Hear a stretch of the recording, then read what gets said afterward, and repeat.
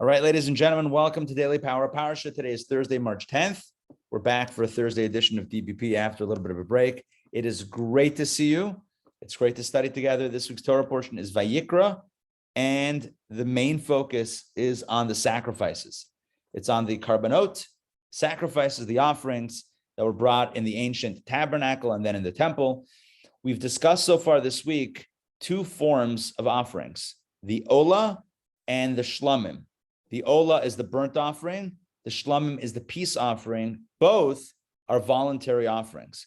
So someone of their own volition, of their own decision, their own desire, decides to give a donation, to give a gift to Hashem, etc. They can give it as an olah offering. Certain animals, a certain way to do it. The whole animal is burnt on the altar. It's got to be a male animal, of cattle, of sheep or goats, birds, or a flower. And that is brought on the altar. Or a person can choose to bring a shlamim, which is a peace offering, like shalom, peace, a peace offering, which part of that offering goes on the altar, part is eaten by the Kohen, and part is eaten by the one who brought it. Hence, everyone gets a share, and thus it brings peace to all three parties, God, the Kohen, and the offerer. This offering could also be brought from various categories. It could be brought from cattle, sheep, and goats, and it can be brought, hold on, and that might be it. Just cattle and sheep and goats. Yeah, there were no flour offerings in that category. All right, we covered that yesterday. We also specified that when it comes to all the animal offerings that are burnt on the altar, or at least some animal offerings that are burnt on the altar, the parts that are eaten, like a shlamim, parts that are eaten by the Kohen or the person, there are parts that are always burnt. The fats and different parts of the internal, internal parts of the animal are burnt. And we concluded yesterday's reading with a blanket prohibition. Chelev, these internal fats are never permitted to be consumed, private consumption. It's never kosher. Even a kosher animal, slaughtered properly, cannot eat certain parts of the animal, certain fats. And blood also cannot be consumed. Sorry, vampires, not a kosher thing. So no fat, no blood can be consumed. It's not kosher. That takes us to today's reading, which is reading number 5. I'm going to pull it up here, and let's take it away. So this is Leviticus chapter 4. I like how the readings are keeping lockstep with the chapters. I've noticed that. So Leviticus chapter 4, reading number 5, we talk about another category, a third category of offering. This is going to be the sin offering. Okay. And I would say most people associate the sacrifice, many people associate the sacrifice, the sacrificial service with sin, like a sin offering. But as we've seen this week, there are many more options that are available as well. All right, Leviticus chapter 4, verse 1, and the Lord spoke to Moses, saying, speak to the children of Israel, saying, if a person sins unintentionally by committing one of all the commandments of the Lord, which may not be committed, and he commits part of one of them. So what's the scenario? The Torah specifies a scenario. Somebody commits a sin, bishkaga. The Hebrew is bishkaga, that means unintentionally. It's not that the person knew this is wrong, I'm going to do it anyway. That's not what we're talking about. Somebody did something, either they didn't realize it was wrong, or they didn't realize they were doing something wrong. Either way. In other words, either they didn't know the action was wrong, or they didn't recognize the action that they were taking somehow. Either way, a person unwittingly, unintentionally commits a transgression. So here's we go. So here's what you do. Here we go. So that's a general category. So someone who sins. So what do you do? So now the Torah gives us like a conceptual like fork. Like here's a bunch of options of who might be doing this unintentional sin. So if the anointed Kohen sins, this is talking about a special Kohen who was anointed, who had various special roles. So if it's the anointed Kohen who sins, bringing guilt to all the people, or to the people, because he is a representative of the people, then he shall bring for his sin which he has committed an unblemished young bull as a sin offering to the Lord. So first type of sin offering is for the anointed Kohen who sins, and thus renders almost everybody guilty by proxy. Thus, he brings an unblemished young bull, and that is his sin offering. Okay, what does that consist of? What does it look like? Here we go. He shall bring the bull to the entrance of the tent of meeting. Remember, that is the entrance that's outside the little building, outside near the altar. That's where the bull is brought to. That's where the bull is brought to. It's before the Lord because it's in front of that building. And he shall lean his hand forcefully upon the bull's head and slaughter the bull before the Lord. The bull, there's smicha again, there's hands placed on the bull, and the bull is shechted, the bull is slaughtered. And the anointed Kohen shall take from the blood, from the bull's blood, and bring it into the tent of meeting. This is the first sacrifice, the first offering that we see where it involves going into that building. So now he takes the bull. Up until now, we've done things with the blood. We've sprinkled it around the altar. That was the outer altar. That's the altar that's outside the building. Now we're talking about bringing the bull into the tent of meeting, into the building. And the Kohen shall dip his finger into the blood. So imagine he collects it in a bowl, dips his finger in the blood, and sprinkles some of the blood 7 times before the Lord. What does it mean before the Lord? Listen to this. Before the dividing curtain of the sanctuary.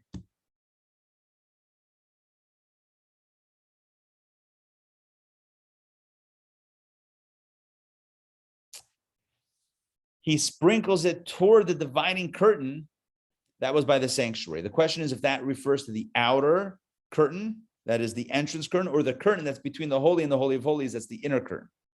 That would be the question. Okay, so let's see what we got here. Yeah. Rashi clarifies this is the inner curtain. Right? The blood was to be sprinkled toward the dividing curtain opposite the place of its holiness, namely directed to the site between the poles, which were attached to the Holy Ark. So it seems like, okay, the blood did not touch the dividing curtain. It wasn't supposed to, but if it did touch, it touched, and it's fine. Okay, I'm going to explain. On the floor? Yeah, basically, yes. Well, I mean, toward the direction of the curtain, but not necessarily hitting the curtain, if that makes sense. So he would stand. Remember, the room, how big was the whole sanctuary building? It was, I'm forgetting the measurements. It was a decently sized building. Okay, it was a decently sized building. So he stands inside the building, and he faces that curtain that's separating between where he is and the Holy of Holies that's behind that curtain with the ark. And he puts his finger in, and he sprinkles it. He sprinkles it toward that area.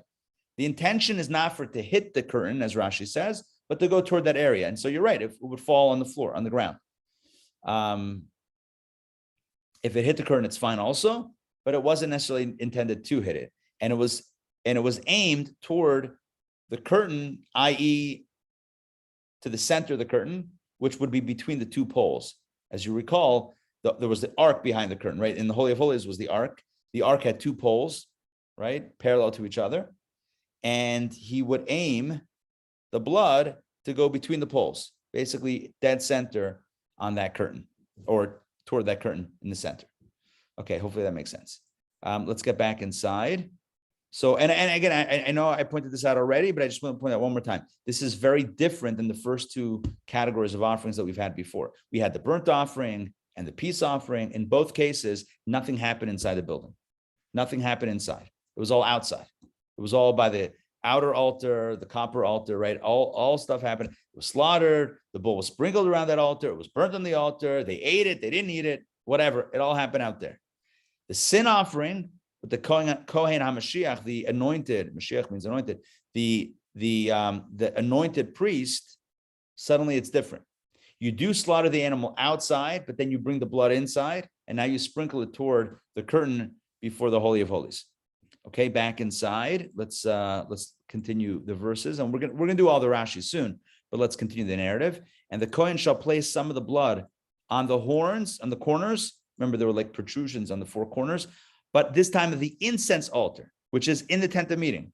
So now the blood, again, by the other, it was dashed around the outer altar. Now you're sprinkling blood toward the curtain, and you're applying blood to the corners of the inner altar inside the Ohamot, inside the tent of meeting, before the Lord. And he shall pour all the blood of the bull, the remaining blood. So that was just sprinkling and applying some blood. But the rest of the blood, he shall pour onto the base of the altar used for burnt offerings. That's the outer altar, which is at the entrance of the tent of meeting. So it's pretty, I can't say it's complicated, but there's a few steps here. The animal slaughtered outside. The first blood is collected in a bowl. It's taken inside, sprinkled toward the curtain, applied toward the inner altar. The rest of the blood is being collected, and it is poured at the base of the outer altar, which is used for, of course, the burnt offerings, which is at the entrance, and it was outside the tent of meeting. Okay, so that's all with the blood. What else? And all the fat of the sin offering. But he shall separate from it the fat covering the innards, and all the fat that is on the innards, same items as we mentioned last time with the peace offering, and the 2 kidneys along with the fat that is on them, which is on the flanks, and the diaphragm with the liver along with the kidneys, he shall remove it. So all of these items, pieces, whatever you call it, were removed from the animal, just as was separated from the bull sacrifice as a peace offering. The Torah itself says, same thing as we talked about yesterday, right? Just like you did with the peace offering, that these parts were pulled out of the animal, these fats and internal organs, whatever, the liver, the kidney, they were pulled out and offered on the burnt on the altar. Same deal with the sin offering. Just as these items, just as was separated from the bull sacrifice as a peace offering, the Kohen shall then cause them as well, I'm adding, to go up and smoke on the altar used for burnt offerings, i.e. the outer altar. You do not put these on the inner altar. The inner altar was just for the incense. That golden altar inside that tabernacle building, no animal stuff. I mean, other than the blood, but no animal burning stuff. What happened on that altar? It was just for the sweet smelling, beautifully smelling incense. Outside, that was where the animals were offered and went up as well in fire, certain parts. So these were for the sin offering. The blood service was done inside and outside, sprinkling inside and applying to the altar, pouring outside by the outer altar. And then certain items, certain parts of the animal were burnt on that outer altar as well. Well, let's continue. What happens to the rest of the animal?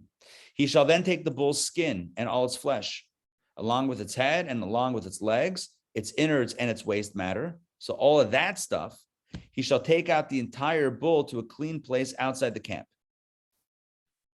namely to the Ash Depository, and he shall burn it in fire on wood. So look at this.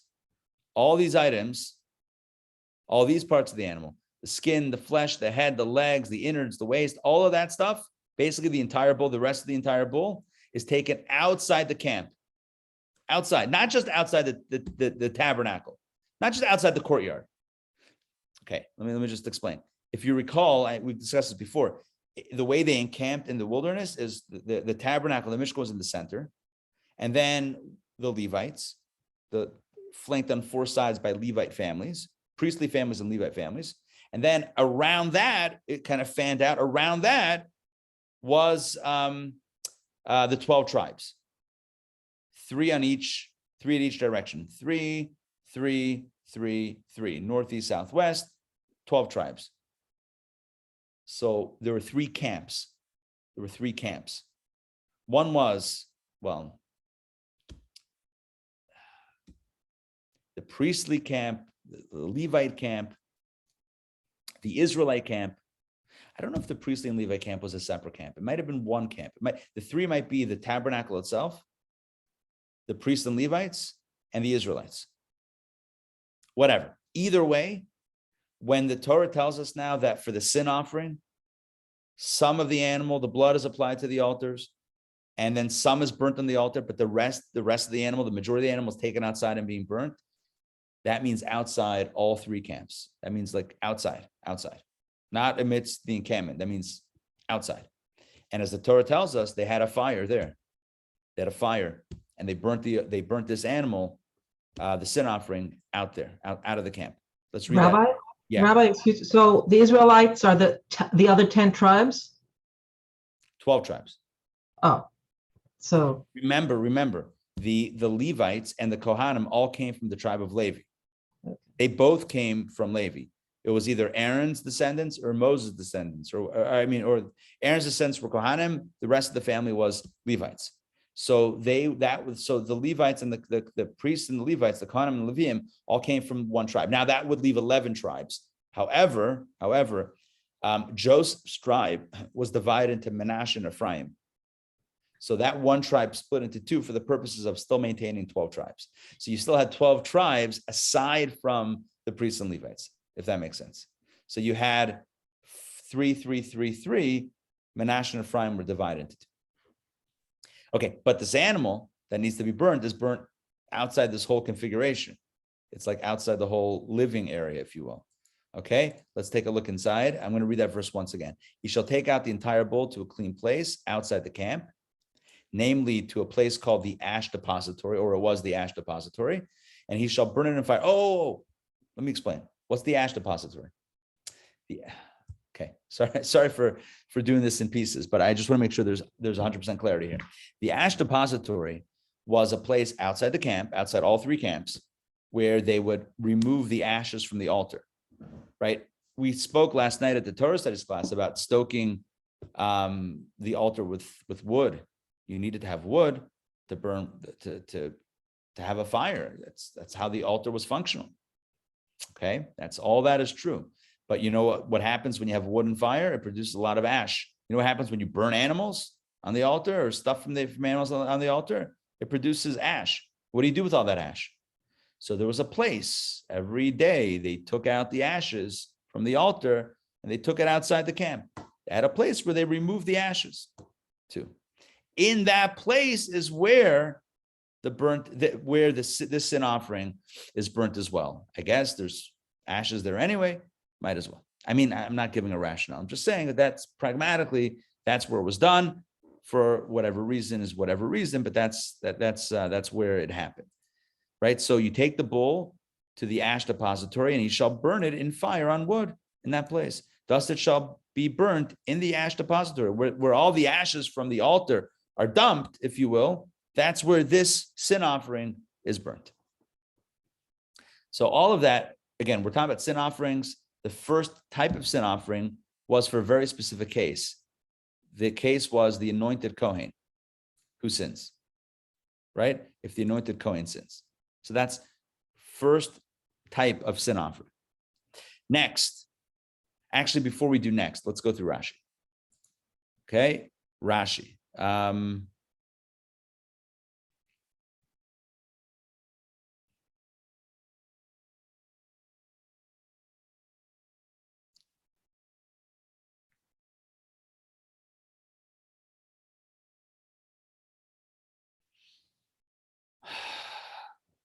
When the holy priest sins, Rashi says, quoting from the Agada, it is not Haggadah, that's Passover. The Agada is like a midrash.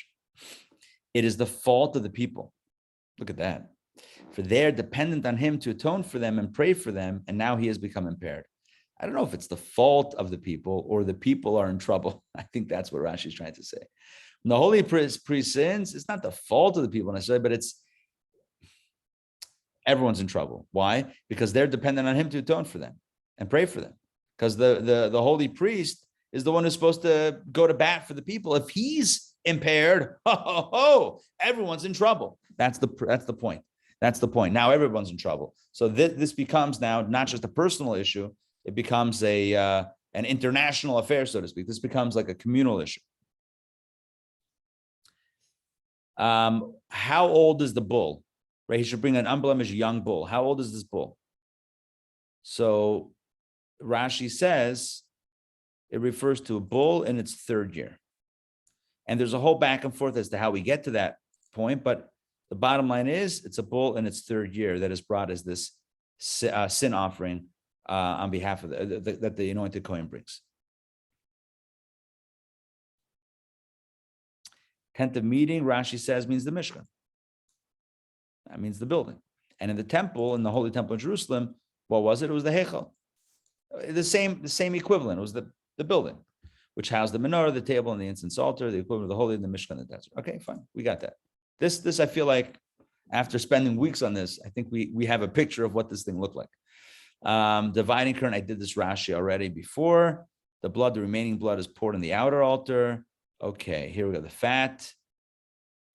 feel like we already covered that last time.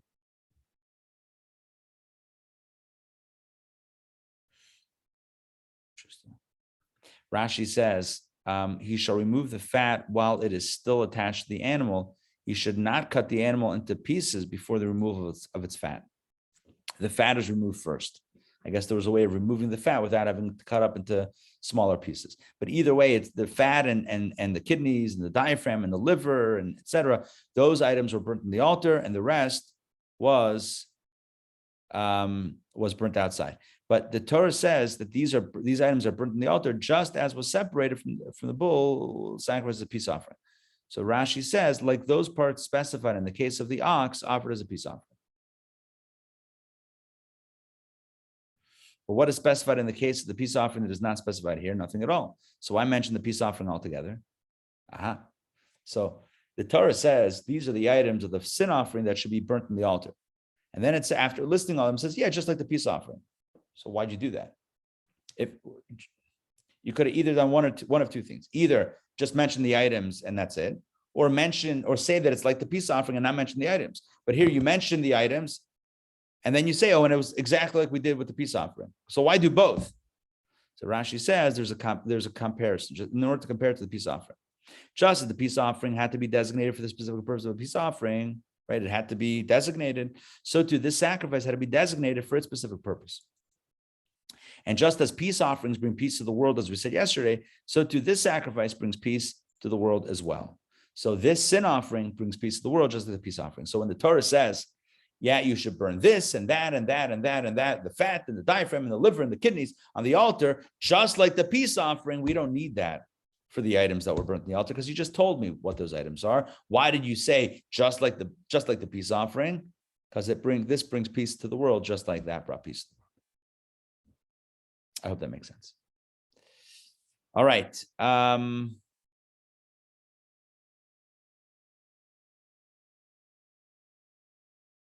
Take a look at a clean place. Where did they take it out? Oh, I was right. Okay. Let's read this inside. To a clean place. You take the animal out to a clean place. Rashi, since there was a place outside the city designated for uncleanness, namely to cast plague-stricken stones, which had thereby become unclean. Okay. And for a cemetery, Scripture needed to qualify this instance of outside the camp as a clean place. Let me explain. Outside the encampment, there were other things that were done out there, like lepers, somebody who had saras went out there, any stones that were, became impure were taken out there. Cemeteries were out there. Like you had things of uncleanliness that were put outside the dwelling place.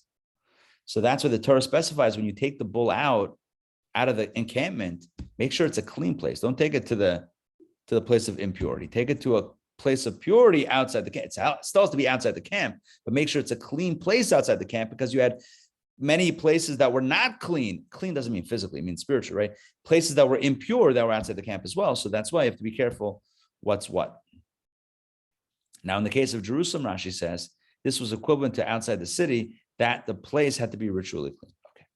Now, outside the camp, what does that mean? Outside the camp, I told this to you before. Outside the three camps of the encampment of Israel, where they were set up in the desert, namely, what were the three camps? The camp of the Shechina, that's the Mishkan in the center. The Levite camp, which surrounded the Mishkan, and the general Israelite camp, which surrounded the Levite camp. So it was lahavdil, like, no, it's not like that. I've seen pictures of, again, lahavdil, not to draw a comparison, but Burning Man, right? They have that Burning Man thing out west. So, but I believe there you have a main stage and everyone fans out from there back. But here the encampment everything was around the center. So you had the tabernacle in the center, surrounding it was the Levite camp, and then surrounding it was the Israelite camp. And then outside of that, you had impure things, and then you had pure things. You had a pure place and an impure place. Okay. and take it to the Ash Depository. As I told you, that's the place where they poured out the ashes, which were removed from the altar. As it says, we haven't learned this yet, but it's going to say next week, and he shall take out the ashes outside the camp. There was a ritual every day, removing the ashes from the altar outside the camp. And it shall be burnt in the Ash Depository. But the verse has just told us this. Surely, Rashi says, it does not need to restate this. However, the repetition comes to teach us that the bull shall be burnt in the Ash Depository, even if there are no ashes at the time. So even if the Ash Depository is empty for whatever reason, you should still burn it there in that space. Okay, now we're up to the next category of sin offering. We've talked about the anointed priest who sins, and now we're going to talk about the next category. And if the entire community of Israel errs because a matter was hidden from the eyes of the congregation, so now everyone makes a sin. Now, how is it possible that everybody sins? Well, this is possible if the court, the judges, right, the leaders issued a ruling that was incorrect. And now everybody acts on it and makes a mistake. So imagine if everybody makes a mistake. So if the entire community of Israel errs because a matter was hidden from the eyes of the congregation, it's not like they intended to sin. It's not like everyone got together and said, let's defy God's will. It's not what happened. They made a mistake. They all made a mistake. And they commit one of the commandments of the Lord, which may not be committed, incurring guilt. So they did the wrong thing and they are now guilty of that sin. So when the sin, now they didn't even know it was a sin because they thought they were acting on good information. But when the sin which they had committed becomes known, because again, they didn't know it was even a sin. They were told it's good. Now they're told it's not good. So what do you do then? Now they realize they made a big mistake. So the congregation shall bring a young bull as a sin offering. Again, same thing, a young bull, and it's a sin offering called a chatas. It's a chata. Chata is a sin offering. 1 second, let me finish this verse. They shall bring it once again before the tent of meeting. That's where the animal is brought outside the building, right outside the building. Yes, Donna. Interesting current day similarity. So in the Catholic Church, a priest gave over many years, hundreds of communions. And he thought he was being nice by modernizing the way he did it by instead of saying, I commune you, he said, we commune you, meaning the community. So all of a sudden there was a ruling that since he changed the wording, all of those communions are invalid. There you go. Yeah, I read that article. Yeah. Pretty wild. So in this case, and you know what, I'll toggle Rashi. Let's actually study the Rashi on this very quickly so we see exactly how it happened. Like, how did it happen that everyone sinned? And it's exactly that. It's the leadership that made a mistake, and then everyone followed that lead. So Rashi says, what does it mean that the community of Israel sins? This refers to the great Sanhedrin. That's the Supreme Court of Israel, not the modern day Supreme Court, but the ancient, the Torah-based Supreme Court that was seated at the Holy Temple. So that means, Rashi says, that the Sanhedrin issued an erroneous decision regarding any matter of the Torah that incurs a penalty of excision by declaring the matter permissible. Basically, for whatever reason, and we can come up with scenarios, but somehow the court made a mistake. Obviously not a simple one, and not like, oh yeah, you're allowed to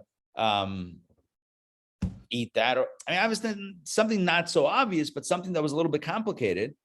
And they made an erroneous decision. But when they made it, they thought it was the right decision.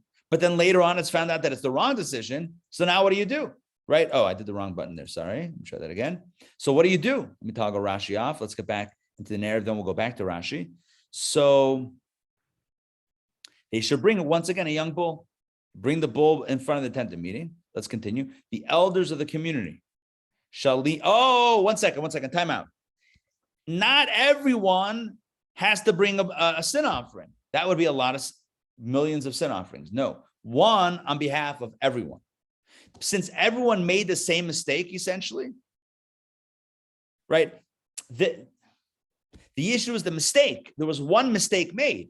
The application was many times over because everyone did it or whatever.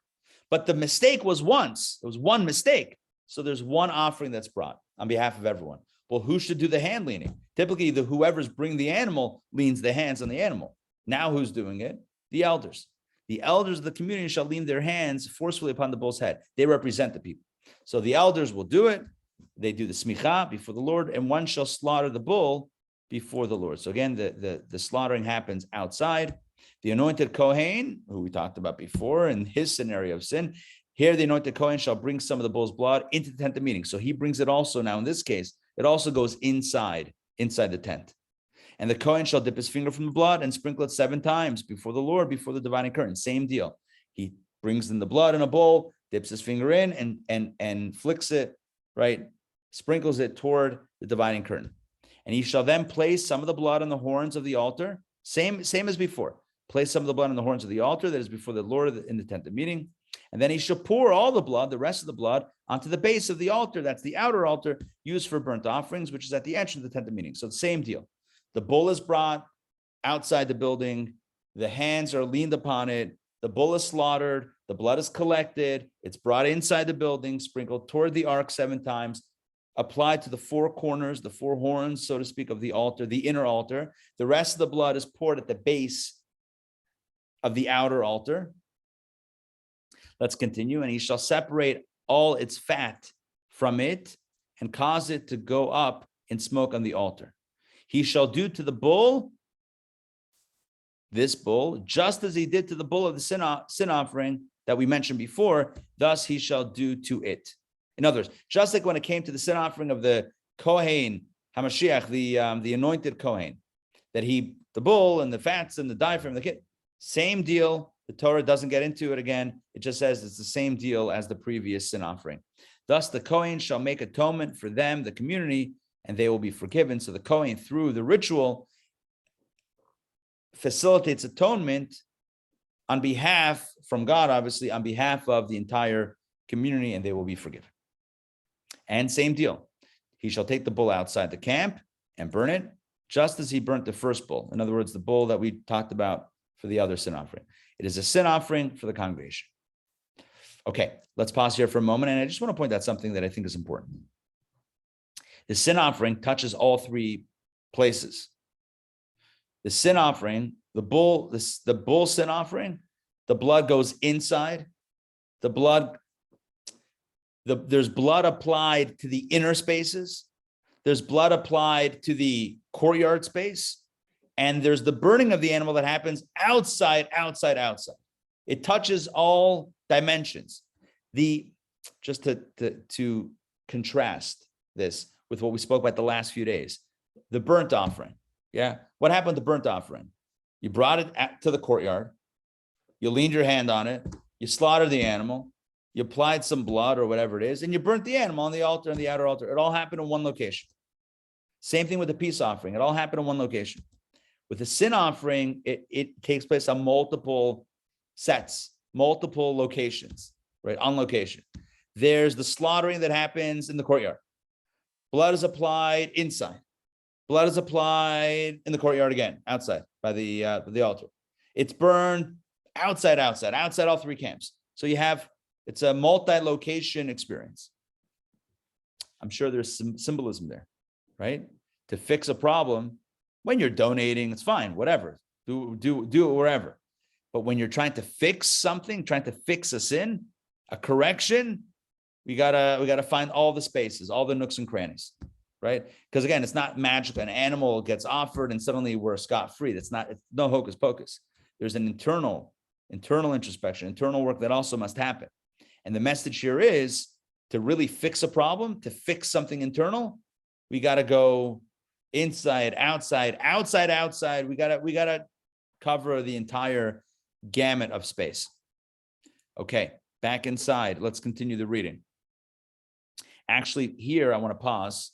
Okay, we have a few more verses. I want to pause here and go back to the Rashis that we just did of those 4 or 5 verses. Okay. Rashi. We did some Rashis. We talked about this being a communal sin that is caused by an erroneous verdict or ruling of the Great Sanhedrin.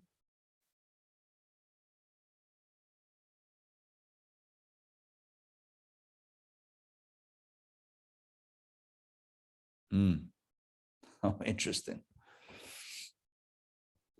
When it comes to this sin offering, it says that it's sprinkled 7 times before the dividing curtain.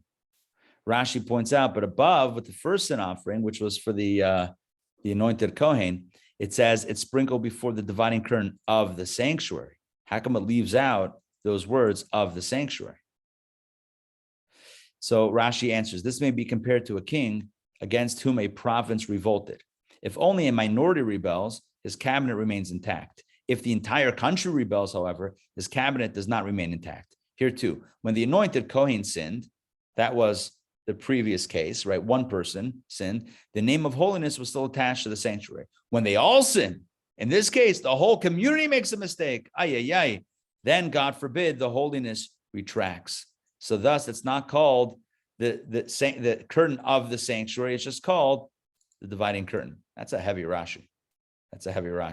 It's like if one mistake happens, all right, we fix that. But if everyone's making a mistake, we got to overhaul something. Something's wrong. We got to do a bit of a deeper dive over here. Okay. When you pour the blood at the base of the altar, Rashi says it's the western base. The western side is where it was done. It says he shall separate its fat. I'm sure you noticed this. Although scripture does not explicitly mention the diaphragm, the 2 kidneys, and for that matter, the liver and everything, they are derived from verse 20 below, where it says he shall do to this bull, just as he did to the other bull. So it's identical. Now, why are these details not specified here? So the school of Rabbi Yishmael taught this could be compared to a king who was furious with his beloved friend, but shortened the amount of his offense because of the affection he had for him. In other words, God is not happy, certainly, that everyone sinned, but all right, we're just going to give the Cliff Notes version here. We're not going to specify all the stuff that needs to be burnt on the altar. We'll rather say, yeah, just do it, whatever you did before, do it again for the community. Okay. Yeah, the same procedure like the bull, like the other bull, i.e., just as is delineated in the case of the bull of the anointed Kohen. Thus, including the procedure of sacrificing this bull is the burning of the diaphragm and the 2 kidneys, etc. All right, I'm going to skip the rest of that Rashi. Okay, good. All right, that's it for Rashi for what we read so far. Let's continue with our third scenario. Third sin offering. All of these are sin offerings, but different people. One is the anointed Kohen. One is the community by virtue of the Sanhedrin paskening, ruling incorrectly. And number 3, if a leader of Israel sins and unintentionally commits one of all the commandments of the Lord, which may not be committed, incurring guilt. So now it's not a Kohen, it's not the community based on a faulty ruling of the Sanhedrin, it's now a leader of Israel. Nasi. Nasi means like the president, vice, prime minister, leader, the leader. Imagine if the Moses sins, the Moses of the generation. What do you do now? The leader sinned. It's not an intentional sin. It's not like he went rogue. It was a mistake, unintentionally. So what happens? Now, if he doesn't even know he sinned, then you can't do anything. But if his sin that he has committed is made known to him, in other words, he realizes, I thought that was okay. It's wrong. I made a mistake. So when he realizes the mistake, then he shall bring his offering. Again, a sin offering is only when it's unintentional. If it's premeditated, it's not a sin offering. It's a guilt offering. It's not a sin offering. The sin, I just want to, I know that I'm going to a lot of details here, and I hope everything is making sense, but I feel like it's important that we have these ideas clear. There's a sin offering and a guilt offering. A chatas and an asham, 2 different offerings. The sin offering is when you're not guilty. I mean, you are guilty, but it's not like you did it intentionally. It wasn't like a devious act. It was a mistake, or it was unintentional. So the sin was committed. It is a sin offering. The sin was committed, but there's less guilt for the person. So the offering is not a guilt offering. It's a sin offering.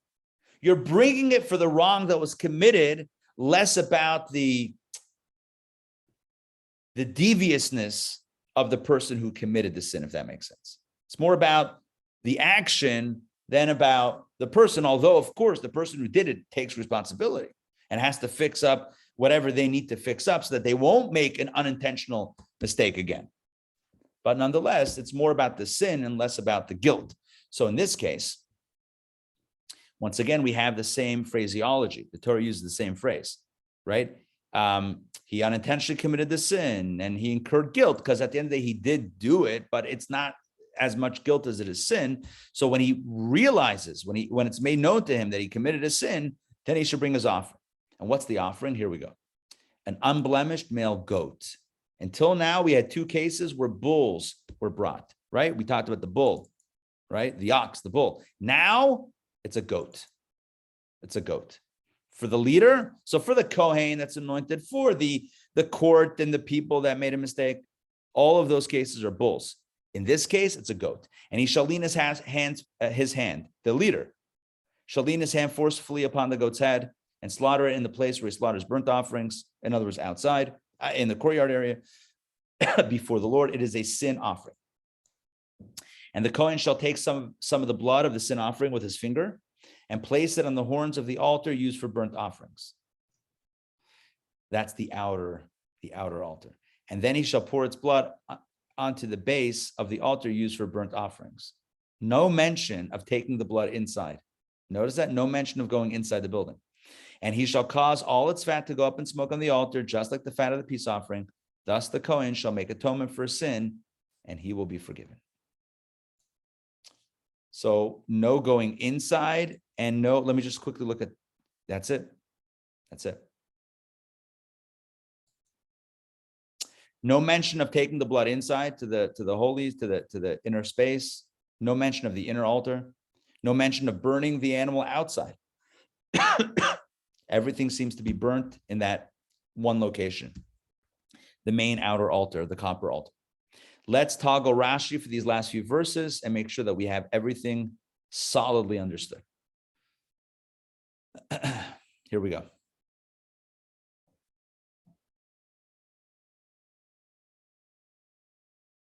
Okay, if the leader sins, Rashi says, the Hebrew says, Asher nasi yechta. Asher nasi yechta. Why does scripture, okay. So Asher, the word Asher, is reminiscent of the word Ashrei. Ashrei, which means fortunate. Asher means that, or when, or if, which is how it's translated here as if. But it also is related to, the word Asher is also related to the word Ashrei, which also means fortunate. So we have another idea here that comes out, which is namely, fortunate is the generation whose leader does not hold himself too high, but rather gives attention to bring an atonement offering for his unintentional sins. How lucky a people to have a leader that's so transparent that even when he makes a sin that's unintentional, he could tell himself, doesn't mean anything.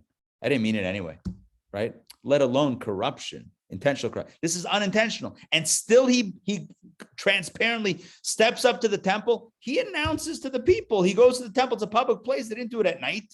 They did it in the middle of the day. He goes over to the temple with his goat and he leans his hand and he says, I made a mistake. There's a confession that happens.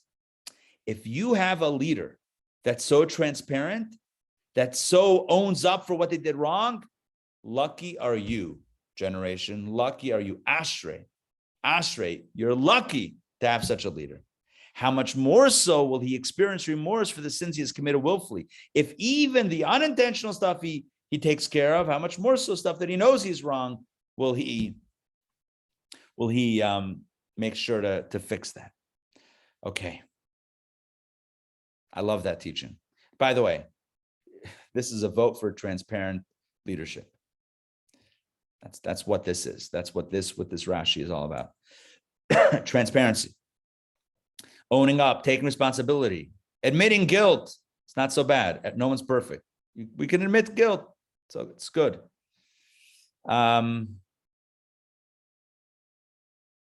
Yeah, Rashi explains what happened here. When he committed the sin, he thought it was permissible. Like he knew what he was doing. He just thought it was fine. But afterwards, it became known to him that it was forbidden. He didn't realize this was actually not okay. He brings this offering. He slaughters it in the same place as the burnt offerings, namely in the northern area of the holy temple courtyard. as is mentioned with the burnt offerings. Okay, by the northern side. It's a sin offering. Okay, great. The blood, the remaining blood, just like the fat, i.e., just like the parts of the animal burnt in the altar specified for the goat mentioned under the category of peace offerings. Oh, look at that. Just like the parts. So what's burnt in the altar? The same thing like the peace offering, just like the parts of the animal burnt in the altar specified for the goat mentioned under the category of peace offerings. In other words, if we want to know what that is, all we need to do, the power of the internet, just click on 4 and go back yesterday and look at the goat, right? Look at the goat. If a sacrifice is a goat, right? So what's burned? You ready? The fat covering the innards, the fat on the innards, 2 kidneys, the fat on them, diaphragm, the liver, and again, the 2 kidneys. Those are the items, those are the pieces of the goat peace offering that were brought. And the Torah tells us by the sin offering of the leader, it's a goat again. And what should be burnt? The same thing, just like the fat of the peace offering, the same items. Not just the fat, the other items as well. Okay, so I want to end off with one more insight. Look, today my objective was to make sure we understand exactly the procedure and the protocol, which I think itself is dayenu. That's very important. We got a nice little message about transparency and leadership and how it's good to have a leader that's a good leader that owns up their mistakes, doesn't pretend like they're perfect. That's not a good leader. But I also want to mention one more insight, all in the beginning. Nefesh ki sechta. The translation here is if a person sins. But the word nefesh doesn't mean person. Nefesh means soul. Nefesh ki sechta means a soul that sins, not a person who sins, but precisely a soul that sins. And thus, we have a beautiful insight from Kabbalah. Nefesh ki sechta could be read as a statement when a soul sins or if a soul sins, or it could be read as a rhetorical question or as a question. As a wonder, nefesh ki sechta, can a soul sin? How can a soul sin? How's it possible? We know the answer. We know the answer. The answer is because in addition to a soul, we have a body. Or in addition to the godly soul, we have an animal soul. We know why, because it's not the only game in town. If we just had a soul.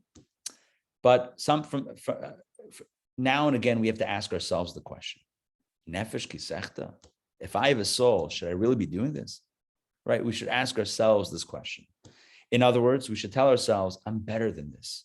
I have a soul. I have a nefesh. I have a neshama. I have a soul. I have a piece of God inside me. I should do this. This is degrading. This is debasing.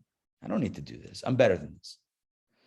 And this reminds me of the story with Dr. Tursky, Rabbi Dr. Tursky, which I've told many times, where he was once playing chess as a kid, playing chess on Rosh Hashanah. And his father wanted to tell him that it wasn't such a good thing to do.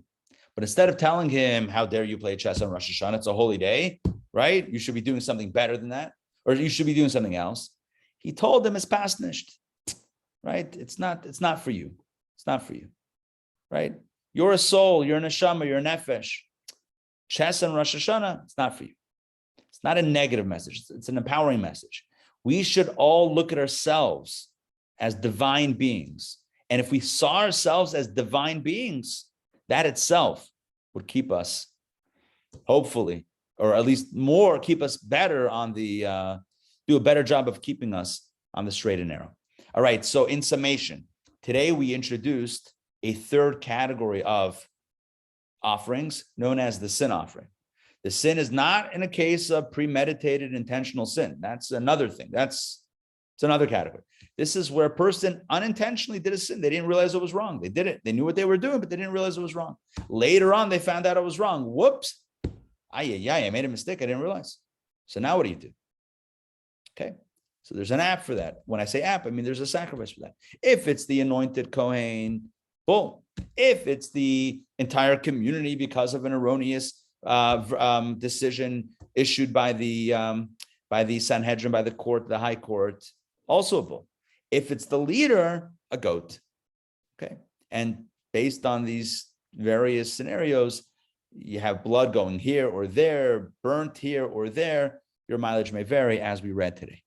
And of course, we concluded with a lesson. Well, we also, toward the end, had a lesson about transparent leadership. All right. Thank you for joining me. Any questions, comments on this? Bo wants to say he's looking forward to the 2-year anniversary as well. All right, Bo, we are looking forward as well. He Wow. kept me company, he keeps me company. No, Bo has clocked a lot of hours of Torah study. Bo, Yes. don't forget to bring your tuxedo. all dressed up for the occasion. I'll just for the party. Exactly. Yeah, my goal will be to send out the email. It's already written. In the next, I don't know, 5-10 minutes, it should go out. All right, and then I'll also ask for people to let me know if they plan on coming, and I'll let you. Excellent. Right. Appreciate Good. My pleasure. All right, Sarah, great to see you. Donna, great to see you.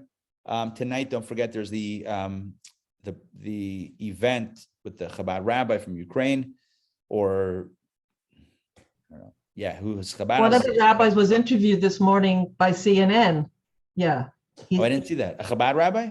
Yeah, he said, yeah, right. He organizing. Yeah, he was in. Yeah, and then he's. Yeah, he's. I didn't see it. I'll look for it. Yeah. Yep. Chabad is a very big presence in Ukraine. In fact, my understanding has been that the largest Jewish center in the world was in Ukraine, or is in Ukraine. Anyway, a lot of stuff to talk about. But 7:30 tonight, we're going to hear from Rabbi Levitansky from Ukraine. I don't know where he is right now, but who has a center in Ukraine? I'll try and research and see if I can get they probably have If you get that, send that to me. I'd love to see it. Okay, we'll see you guys. Have a great day. Take care.